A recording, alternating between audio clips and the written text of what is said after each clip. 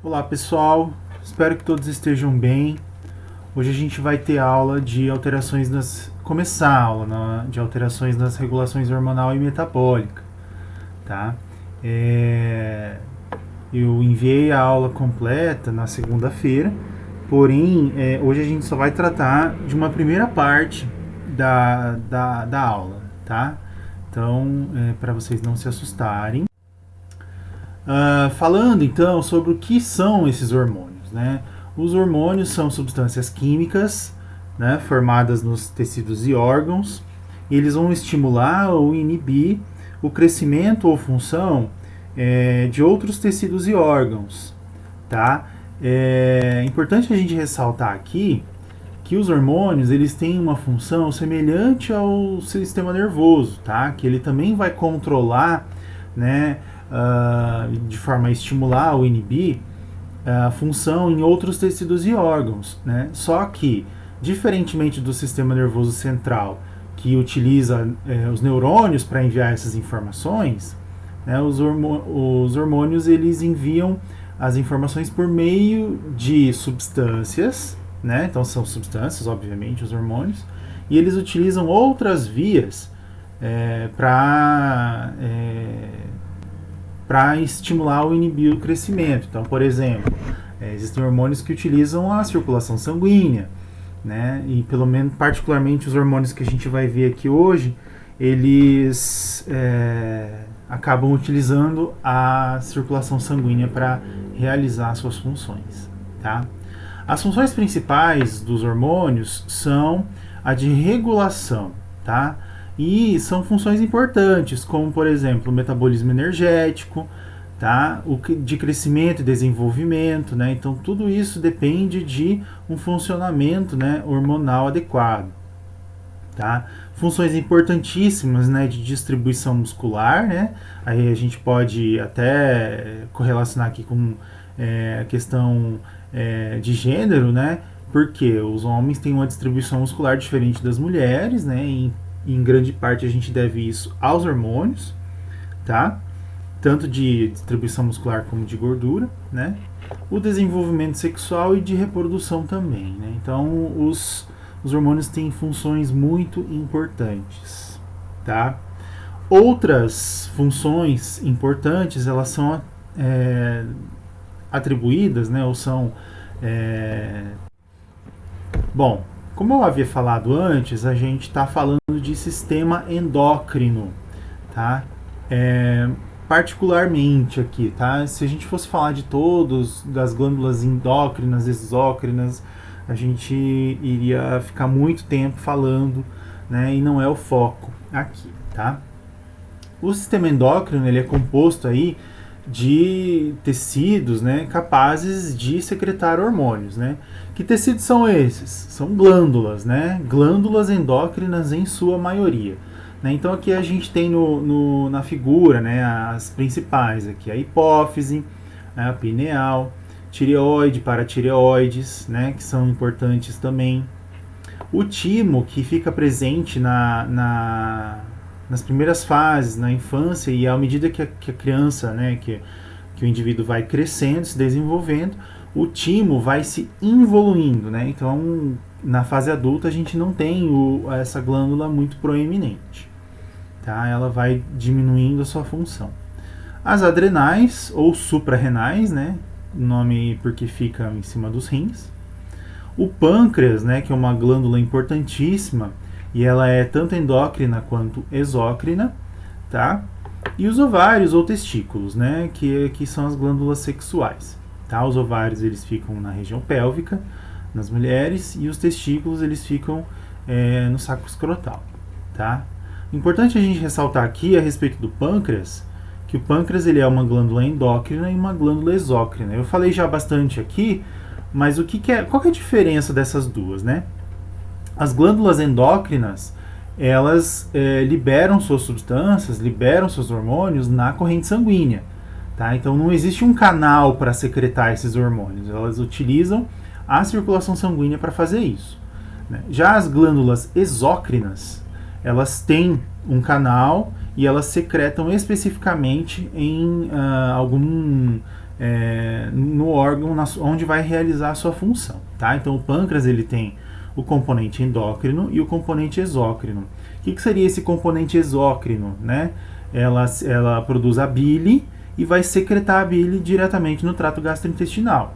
Tá? Então, essa é a função aqui do pâncreas exócrino. Mas a gente não vai falar de pâncreas exócrino, tá? A gente vai falar de pâncreas endócrino, ok? Sobre a regulação dos hormônios, né? Então, assim, não é uma produção desenfreada, né? Existem mecanismos de regulação, tá? Por exemplo, né, a gente vai começar falando de controle. Quem controla a produção, a produção de substâncias, né, a concentração dos hormônios no organismo, né? Quem controla é o eixo hipotálamo-hipófise, tá? Que fica no cérebro. Tá? É importante a gente destacar que o hipotálamo é uma estrutura, né, componente do sistema nervoso central, né? Tá no encéfalo. E a hipófise, sim, é uma glândula, tá? Existem processos de retroalimentação. Isso aqui é importante a gente falar, né? Que os próprios hormônios eles têm seus mecanismos para regular a sua concentração no organismo, tá? Então são sistemas cíclicos ou alças de retroalimentação, tá? Além disso, os hormônios apresentam padrões, tá? Então, assim, algum hormônio específico, ele vai ter seu padrão de secreção, ele vai ter seu padrão de metabolismo, tá? E depois, quando ele realizou sua função, ele vai ter um padrão de eliminação, tá? Isso no indivíduo normal, tá?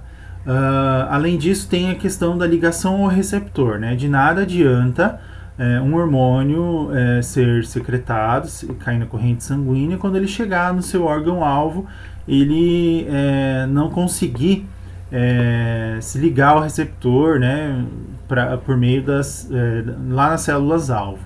Tá? Então, isso aqui é importante a gente saber, porque lá na frente, quando a gente for falar de diabetes, tá, existe um tipo de diabetes que está relacionado a isso. Tá? E a ação desse hormônio, né? Que é para alcançar um efeito específico nos órgãos-alvo ou agindo em outras glândulas para produzir outros hormônios, certo?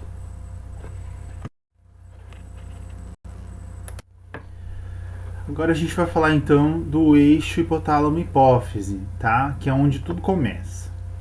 É o controle nervoso da secreção e regulação hormonais, certo? Então existe sim uma relação entre sistema nervoso e sistema endócrino, tá?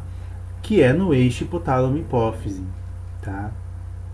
O hipotálamo é uma estrutura nervosa, né, neuroanatômica, que também contém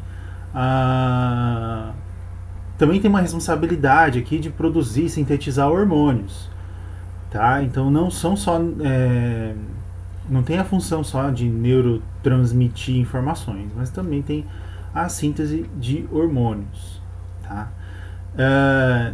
E também apresenta alguns neurônios que secretam substâncias liberadoras ou inibidoras, né, que vão seguir via sistema circulatório para estimular a porção anterior da hipófise. Tá? Por isso que a gente fala de um eixo, tá? É complexo, tá? Porque o hipotálamo ele pode estimular a hipófise por neurotransmissão e também por hormônios, ok? Aí nós temos algumas substâncias que são essas aqui, né? Essas são as substâncias, tá? Mas eu vou explicar para vocês na figurinha. Aqui, ó, né? Então existem um esquema bem bacaninha aqui, que a gente tem o eixo hipotálamo-hipófise, certo?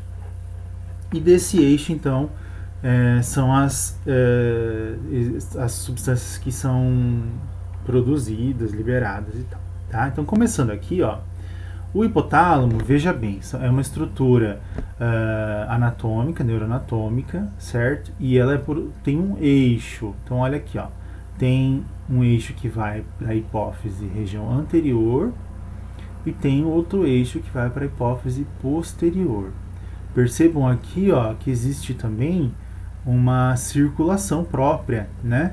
Aqui, ó, ligando as hipófises, né, posterior e anterior, tá? E também do hipotálamo, tá? Para hipófise, tá? Então, o hipotálamo, ele tem a função principal de liberar, de produzir, sintetizar hormônios liberadores. Então, são, ó, por exemplo, ó, hormônio liberador da tireotropina, tá? Então, ela vai liberar, né, a tireotropina. Hormônio liberador da corticotropina, tá? Hormônio liberador da gonadotropina. Hormônio liberador do hormônio do crescimento, do GH, certo? Por que é liberador? Porque é uma primeira etapa, certo? A partir do momento que ele, por meio de seus axônios, transmitir essa informação para a hipófise, aí a hipófise, veja bem, hormônio liberador da tireotropina, tá? Então, tireotropina, ó, tireo é de tireoide, tá? Então, ela vai vir aqui na hipófise anterior, tá? E aí a hipófise anterior vai produzir, sintetizar o TSH, tá? Que é o hormônio estimulante da tireoide. Aí ele vai cair na corrente sanguínea, vai estimular a tireoide, certo? E a tireoide vai produzir outros hormônios que daí têm as suas funções específicas, tá? Agora, voltando aqui, ó, hormônio liberador da corticotropina, tá? Então, corticotropina, tá? Que é o CRH. Então, ele sai daqui do hipotálamo, vai para a hipófise anterior, e da hipófise anterior, ele vai produzir o hormônio adenocorticotrópico, tá? Que vai cair na corrente sanguínea e vai estimular a glândula adrenal, tá? Então, ela funciona dessa forma. Aqui as gonadotropinas, elas também vão chegar na hipófise anterior, e a hipófise anterior vai produzir os hormônios sexuais, né? O FSH e o LH, que vai ter suas funções nos testículos e nos ovários, tá? E do hormônio de crescimento também, que daí no caso vai ter ação lá nos ossos, tecidos moles e tal, ok? Esses são os hormônios da hipófise anterior, que vão ser estimulados, né? Que vão chegar na hipófise anterior. Na hipófise posterior, tá? Então percebam que a gente tem um hormônio antidiurético e a ocitocina, né? Que ela vai estimular a hipófise posterior e vai agir direto em outros órgãos, tá? E tudo isso, obviamente, partindo de estímulos tanto internos quanto externos, né? Vale ressaltar aqui, pessoal, que à medida que esses hormônios aqui aumentam a sua concentração, tá? Os próprios hormônios, eles apresentam uma função regulatória, tá? Então, se aumenta a concentração aqui vamos pegar aqui da tireoide. Se aumenta a concentração da tireoide, certo? Concentração de hormônios da tireoide, perdão. À medida que eles aumentam a concentração na circulação sanguínea, ele mesmo vai chegar lá no hipotálamo, né, por meio da circulação sanguínea, e falar assim, olha, tem muito hormônio da tireoide, pode parar a produção aí, tá? Daí ele vai inibir, né, o hormônio liberador da tireotropina, né, para que a hipófise não produza, não sintetize, né, o TSH aqui, ok? São mecanismos regulatórios, certo? Então aqui são as formas, né, que o hipotálamo estimula a hipófise anterior, né? Então temos 3 ações, tá? Eu comentei mais a respeito da segunda ação e da terceira ação, né, em que o hipotálamo vai produzir hormônios liberadores, né? Esses hormônios liberadores vão seguir até a hipófise anterior e agir sobre ela, no caso dessa segunda ação. E a hipófise ela vai ser estimulada a produzir e liberar outro hormônio, tá? Como o hormônio do crescimento, tá? Já na terceira ação, né, como eu tinha comentado, o envolvimento de outras glândulas, né? Então o hipotálamo ele produz esse hormônio liberador, ela vai liberar um hormônio estimulante e esse hormônio estimulante vai agir em outra glândula, que vai secretar um hormônio final, tá? Como, por exemplo, o hormônio da tireoide, ok? Na primeira ação, o hipotálamo vai produzir o próprio hormônio, esse hormônio vai seguir até a hipófise anterior e ele é liberado na circulação sem ser alterado, tá? Com uma prolactina aí que é responsável pela produção do leite materno, ok? Bom, a gente comentou a respeito da liberação desses hormônios, né? E eu também pincelei lá naquela figura a respeito de mecanismos de retroalimentação, tá? Então, o eixo hipotálamo-hipófise ele vai utilizar sinais neuroendócrinos para regular os níveis hormonais do corpo, tá? E ele atua por meio de ciclos de retroalimentação, tá? O ciclo de retroalimentação negativa, tá? Que é afetado por temperatura do ambiente, temperatura do corpo, tá? Ele é afetado pelo estresse, ele é afetado também pela nutrição, tá? E o ciclo de retroalimentação positiva, que é a presença do hormônio que vai estimular o aumento da sua produção, tá? E a gente vai falar sobre eles agora, tá? Então nessa figura a gente tem um esquema explicando, né, para explicar aqui o ciclo de retroalimentação negativa. Então olha só, se a gente for exposto ao frio, tá, o frio vai atuar de forma a estimular o hipotálamo, tá? Lá na neuroanatomia vocês viram que o hipotálamo tem função de controle de temperatura também, certo? Do hipotálamo, né, ele vai estimular a hipófise, certo? Então ele vai atuar estimulando. Como que ele vai estimular? Produzindo, né, secretando o hormônio liberador da tireotropina, que é o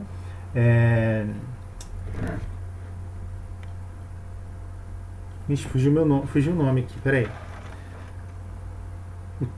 Fugiu a sigla, é o TRH, tá? Hormônio liberador da tireotropina. Na hipófise, vai ocorrer o que? Ela vai ser estimulada, certo? A produzir, secretar o TSH, que é o hormônio estimulante da tireoide. Tá? A hipófise anterior aqui a gente está falando, certo? Então, ó, maisinho aqui, ó, vai estimular. Caiu na corrente sanguínea, chegou lá na tireoide, certo? Aqui na figurinha. A tireoide vai ser estimulada a produzir tiroxina, que é o hormônio da tireoide, tá? Tem o T3 e o T4, são dois hormônios, tá? Da tiroxina, ela vai cair na corrente sanguínea, né? E vai lá para os tecidos, tá? Qual que é a função aqui, né? Se a gente for exposto ao frio, ela vai agir nos tecidos para quê? Para tentar aumentar ou manter a temperatura corporal, ok? Então a gente falou em vários estímulos aqui, ó, exposição ao frio, que estimulou o hipotálamo, estimulou a hipófise, que estimulou a tireoide, que produziu a tiroxina e foi para os tecidos, tá? Quando o corpo atingir a temperatura corporal adequada, certo? Significa que a tiroxina atingiu seu objetivo, tá? Daí a própria concentração da tiroxina vai na corrente sanguínea avisar lá para a hipófise, né, que ó, não precisa mais estimular a tireoide, não precisa mais produzir hormônio, tá? Já tá tudo certo, o corpo já entendeu que a temperatura atingiu o nível adequado, né, a temperatura adequada. Daí a gente fala em retroalimentação negativa, ok? Já no sistema, né, no ciclo de retroalimentação positiva, tá, o exemplo que a gente tem aqui é no parto, tá? Na hora do parto, né, as contrações uterinas vão empurrar a cabeça ou o corpo do bebê para o cérvix, tá? Então a criança lá, a mulher está em trabalho de parto, né, a gestante está em trabalho de parto e a cabeça do bebê vai funcionar como um estímulo mecânico, né, para o cérvix. Por quê? Porque vai acabar estendendo um pouco esse cérvix, né? No cérvix tem os receptores, né? E esses receptores eles vão detectar, né, que está ocorrendo um estímulo ali. tá? E nesse estímulo vai acabar gerando impulsos nervosos que vão lá para o cérebro, especificamente lá na hipófise, tá? A hipófise vai liberar ocitocina, tá? E a ocitocina vai estimular ainda mais as contrações uterinas, tá? Daí vai estimular as contrações uterinas e essas contrações uterinas vão estender ainda mais o cérvix, tá? Daí nessa extensão do cérvix uterino vai ter um ciclo de retroalimentação positiva, que daí vai voltar aqui, né, em extensão do cérvix, que vai ativar os receptores, que vai chegar lá no controle do cérebro, na hipófise, que vai produzir ocitocina, né, e vai estimular as contrações uterinas, tá? E vai estender ainda mais o cérvix, tá? É por isso que o mecanismo das contrações musculares, né, no processo de trabalho de parto, esse processo ele vai acontecendo em tempos mais curtos, né? Então a gestante tem contrações musculares, as contrações cada vez em tempos reduzidos, justamente pelo ciclo de retroalimentação positiva, tá? Só que vai chegar um ponto que esse ciclo vai acabar, né? Por causa do nascimento do bebê. Quando ocorrer o nascimento do bebê, então, vai ocorrer a diminuição da extensão do cérvix, que vai acabar interrompendo, então, esse ciclo de retroalimentação positiva. Os hormônios eles têm padrões de secreção, metabolismo e eliminação corporal, ou seja, eles têm início, meio e fim, né? Existem padrões, esses padrões são previsíveis, né? E cada hormônio vai ter sua particularidade. Então, por exemplo, no ciclo menstrual, existe um padrão, né, de a cada 28 dias, né, esses padrões de secreção, metabolismo e eliminação acontecerem, tá? Já em relação ao hormônio do crescimento, que é o GH, eu coloquei esses colchetes aqui para dizer que a concentração do GH vai aumentar durante o sono, tá? Então é durante o sono que essas concentrações vão aumentar, certo? Tanto é que quem for aí rato de academia já sabe que tem que dormir bem, porque o hormônio do crescimento tem que aumentar a concentração, porque é nesse período, então, que ocorrem os processos de hipertrofia muscular e tal, ok? Então o acúmulo, né, dessa secreção ele é evitado, né, por processos de inativação e eliminação, tá? Um desses processos é o próprio ciclo de retroalimentação negativa, que a gente viu antes, tá? Só que quando os hormônios já realizaram as suas funções, né, existem enzimas que vão degradar o hormônio, tá? Para que ele seja eliminado depois, tá? Como que ele é eliminado? Pela urina ou pela bile, no caso, né, quando a gente fala de pâncreas aí, né, nas fezes, certo?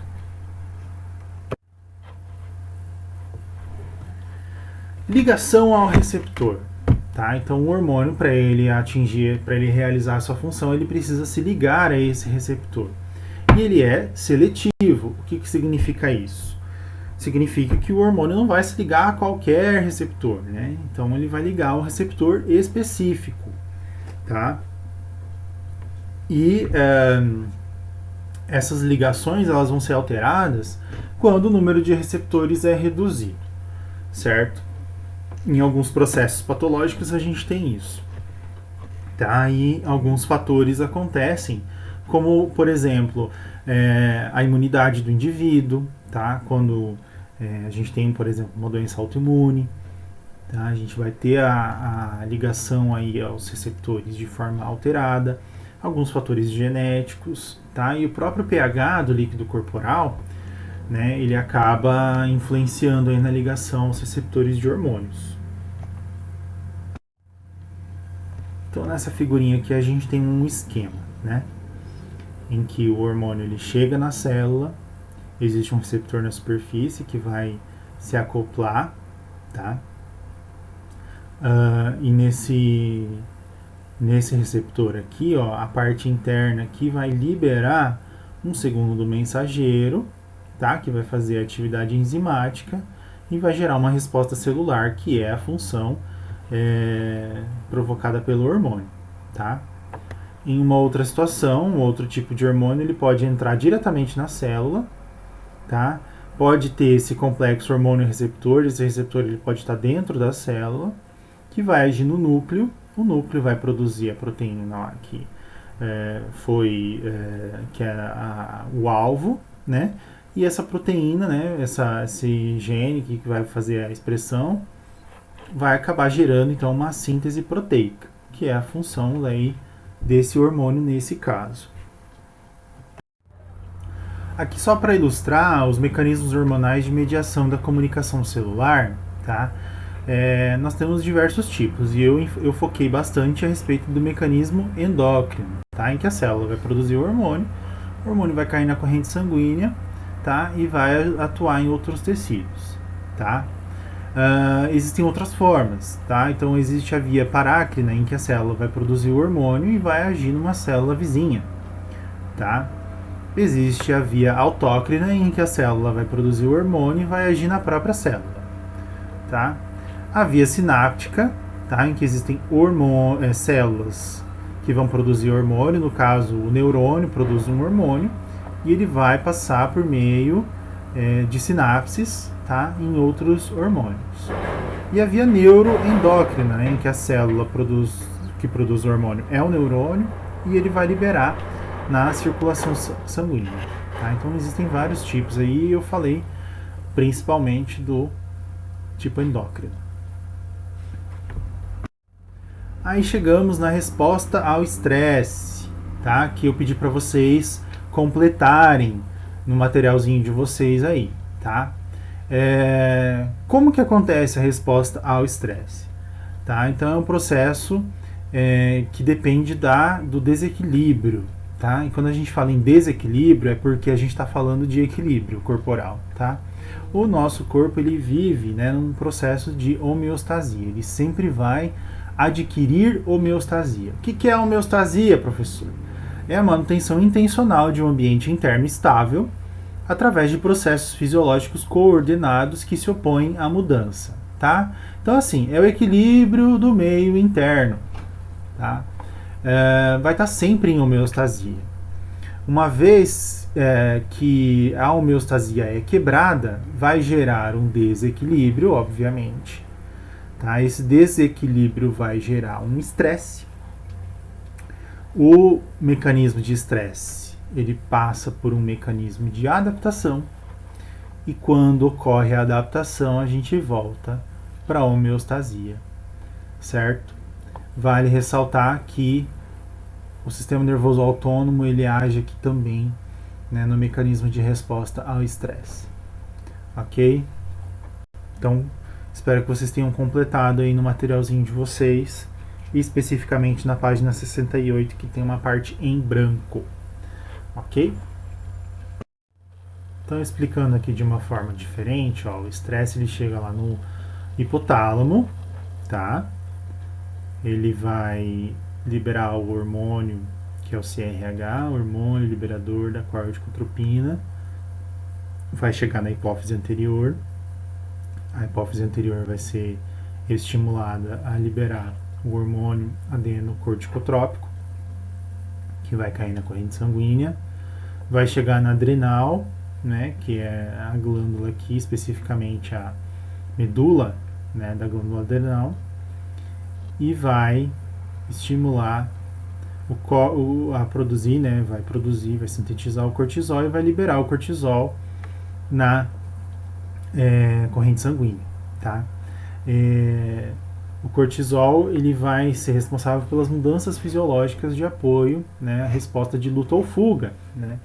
Porque o estresse na verdade é uma reação fisiológica e instintiva, né? Na luta e fuga, tá? Por quê? Vamos pensar lá no primitivo, né? Se você vê um leão, né? Você tem duas respostas aí, né? O seu mecanismo vai ser ou lutar ou fugir, né? E você vai precisar estar preparado para fazer uma dessas duas coisas, tá? Se o mecanismo, né, se cessar, né, o cortisol vai ficar em excesso na corrente sanguínea e vai agir de forma a fazer uma retroalimentação negativa, né? Então o hipotálamo, né, vai ser estimulado aqui a parar de produzir os hormônios. A hipófise também vai parar de produzir o hormônio para estimular a adrenal, tá? E isso é via sistema nervoso central. Então aqui é um mapa conceitual, pessoal, a respeito do funcionamento dos hormônios, suas ligações com o sistema nervoso. Tá? Então a gente estava falando de hipotálamo aqui, que estimula a hipófise. Né? A hipófise tem funções como, por exemplo, na resposta ao estresse, né? Que está responsável pelo aumento de metabolismo da glicose, de gorduras e proteínas, né? Que está relacionada aí à necessidade energética, né? do sistema locomotor, né? Que vai acabar estimulando mais o hipotálamo, caso o estímulo estressante aconteça, né? Vai acabar estimulando o sistema nervoso autônomo, né? Como aumento de frequência cardíaca, da pressão sanguínea, dilata a pupila, você vai sentir a boca seca, vai aumentar a sudorese, né? Aumentar o processo de coagulação sanguínea, tá? Isso no mecanismo de estresse, tá?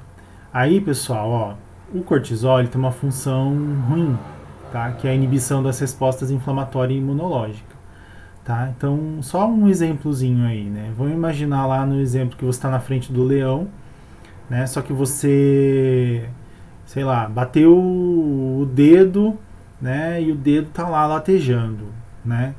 Nessa hora, você não vai sentir dor no dedo, tá? Por quê? Porque vai inibir essas respostas inflamatórias, tá? Então, aqueles mecanismos lá, dor, rubor, edema, perda de função e tal, você nem vai estar preocupado com isso, tá?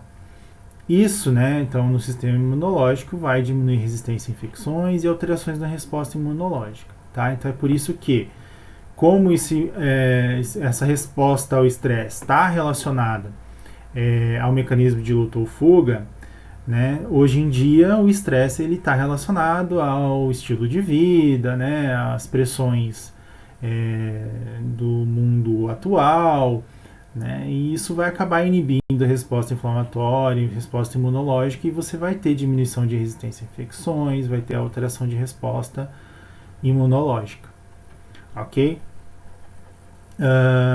Só que tudo isso, né, a gente está falando de resposta ao estresse, né? A gente tem que lembrar que existem outras estruturas, né, que estão relacionadas aí aos processos, tá? Então, por exemplo, o hipotálamo. Da onde que vem esse estímulo do hipotálamo? Né? Vem do sistema límbico, né? Então, o sistema límbico, além de estimular o hipotálamo, ele vai estimular outras funções. Então, por exemplo, ele vai estimular lá o sistema reticular, né, formação reticular, que vai acabar atuando no sistema nervoso autônomo, participando, né, de outras funções aí que estão relacionadas a mecanismos de estresse. Vai aumentar a tensão muscular, tá? Vai acabar aumentando a tensão, né, que é necessário, vai provocar alterações do sono, né? Então, lógico que numa reação ao estresse, o sono ali vai acabar tendo alteração, né? Essas duas estruturas vão estimular o tálamo, né? Que por sua vez estimulam o córtex cerebral, que estimula por sua vez o tronco encefálico. Então é toda uma interação do sistema nervoso com o sistema imunológico, tá? E aí, finalizando a aula de hoje, a gente vai falar de função hormonal alterada, tá? Que vai resultar em excesso ou déficit dos hormônios nas funções corporais, né? Resultado de um mau funcionamento da glândula endócrina, tá? Aí vai ter processos de falta ou de excesso da síntese hormonal, tá? Vai ter processos de falha na ligação ao receptor, tá? Vai ter processos de déficit aí de mecanismos de retroalimentação ou na alteração da resposta celular ao hormônio, tá? Então são todas essas funções que a gente estava falando, né, dos hormônios, eles vão estar alterados, né, em situações patológicas, tá? Então, e processos, né, que estão relacionados a uma produção inadequada ou excessiva, né, de composição, da secreção, da ligação ao receptor, da recaptação, do metabolismo ou da eliminação dos hormônios, certo? Isso vai estar alterando, tá, gerando doenças aí, ok? Pessoal, essa foi a primeira parte da aula, tá? A próxima aula aí a gente vai falar dos processos de alteração da função hormonal, ok? Muito obrigado aí pela atenção, tá? E realizem a atividade de hoje, ok? Que está no Moodle. Importante a gente falar também que eu estou disponível no horário da aula de vocês lá na plataforma para tirar dúvidas. Percebo que vocês não têm me procurado e eu espero que isso mude. Eu acredito que vocês devam ter dúvidas aí sim, ok? Obrigado pela atenção, pessoal, e até logo.